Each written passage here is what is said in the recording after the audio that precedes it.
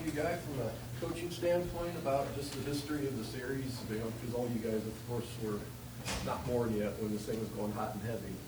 Yeah, we haven't necessarily had a coach go in depth about the history behind the rivalry, but it's well known, and it's one of those rivalries that's well known across college football. Hey, Adrian, when you watch it back, how after the game, Coach Frost mentioned he was a little disappointed with the pace running game not quite being where it could be. How close do you think that is to popping? What do you see when you kind of have been reviewing the offense? Yeah, well, I'll say this. I think we're close. You know, some of those runs, we just have to execute better. We need to, and that comes from all places on the unit, and we're close to getting it done, but it's not good enough right now. You watch, like a Spencer Rattler guy, when you're watching college football, do you really dial in on the quarterbacks and some of the special things they can do? What stands out to you about him as a player? Yeah, well, I'd say I don't dial in on guys in that way, try and see the whole field. But Spencer, he's obviously an incredible talent. Guy can throw it all over the field. He has great legs, great arm, and he's one of the top players in the game. Pretty simple. You guys were shorthanded with pass catchers as the game went on last weekend. So what did you see on film, or how did you kind of evaluate how the guys did who did play?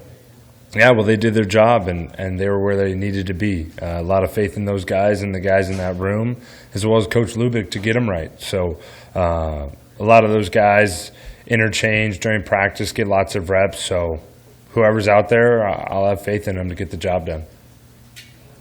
What do you think has been key to opening up some of the big plays for you in the run game and in the pass game so far this year? Some of the keys to those big plays? Yeah, they've come in good numbers this year. Yeah. It's all about execution for our guys, all about execution and hammering home, chipping away. And that's really the way the game works. So getting the run game going is a key factor for us in the offense. And then deep shots, that was something we knew we needed to be better at, and having explosive plays on the offensive side of the ball. Chancellor Brewington's still kind of making a name for himself here, still fairly new. How has he been able to have such success early on here? Yeah, well, that's just a tremendous credit to Chance. The guy's a stud, not only on the football field, but just as a person.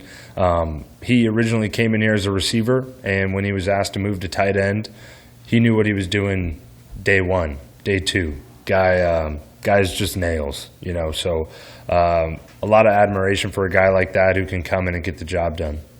Adrian, what's the line between knowing when you've got to make a play and not pressing too hard, and how do you try to walk it?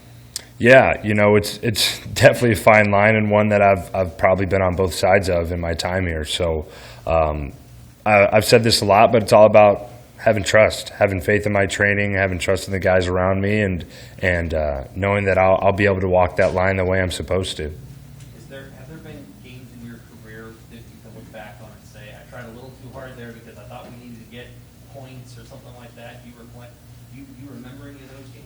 Yeah, definitely. I don't want to really spend too much time on that, but definitely, there's definitely been a time and a place for me to go and evaluate that when I was doing too much, when I was pressing this or that or the other. But that's not really the space I'm in now, and I feel good about that. Do you have a sense of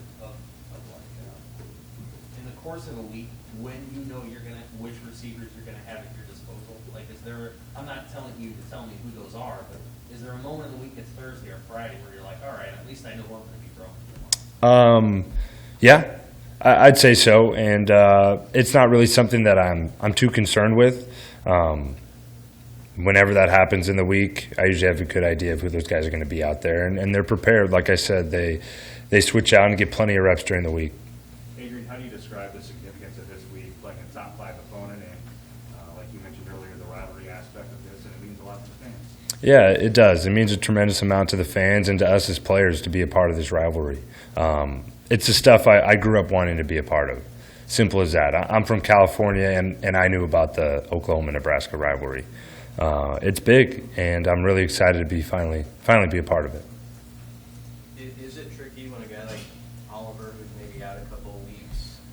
get back, you know, on the same page with him right away, or is it like riding a pike? I mean, if you've worked all offseason. Yeah, well, I think there's a little bit of an adjustment period, in all honesty, but that's on us. It's a mixture of both in my mind.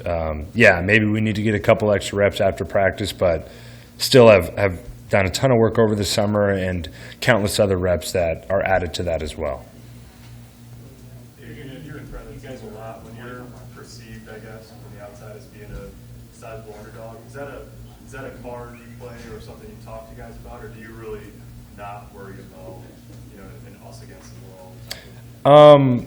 Yeah, you know, I don't really look into it that way. It's more of, you know, we know what we need to do to win the game. Simple as that. Don't really play too heavily into the underdog card or things of that nature. I was going to follow up there. I was going to ask kind of the same thing, but what has to happen for you guys to win a game? As Samari said, you know, I asked him not to play perfectly. He said, not necessarily, but what do you guys have to do? Yeah, well, we need to execute and start fast and finish. You know, start to finish, have to come play our game. Need to be able to run the ball, need to be able to execute, no turnovers. The stuff we've been talking about all year long as a team need to happen on Saturday. They're obviously a top 5 ranked team in the country and a very good team. So we need to come ready to go in all phases of the game. You mentioned this starting fast, especially on the road in a magnitude game like this. Does that even make it more important? Yeah, certainly. It's definitely important every game, but as you mentioned, you know, on the road against a very talented team, we need to come ready to play from the jump. Hey, Adrian, as you so memorably told us, you were born in the year 2000. Yeah. Yeah. But you said that you know, you still knew about the Oklahoma-Nebraska rivalry, even though you're from California. So how is that? Is it because you're a student of college football? Yeah, I would say just a little bit of a college football junkie, you know, growing up. I love the specials, you know, you see them on ESPN, this and that and the other. But yeah, and Nebraska is such a storied program, you know. I knew about the Cornhuskers and I knew about Oklahoma and I knew about the game. So part of it, I think, is because of just how much I care about college football, how much I love football in general. But it's a well-known rivalry and, again, something I'm excited to be a part of. Where'd that come from? I mean, you're 10 years old probably the last time that these teams played.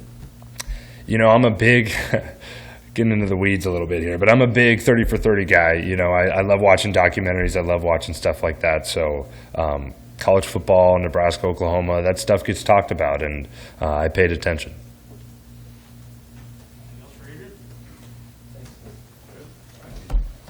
Thank you. Yeah, of course.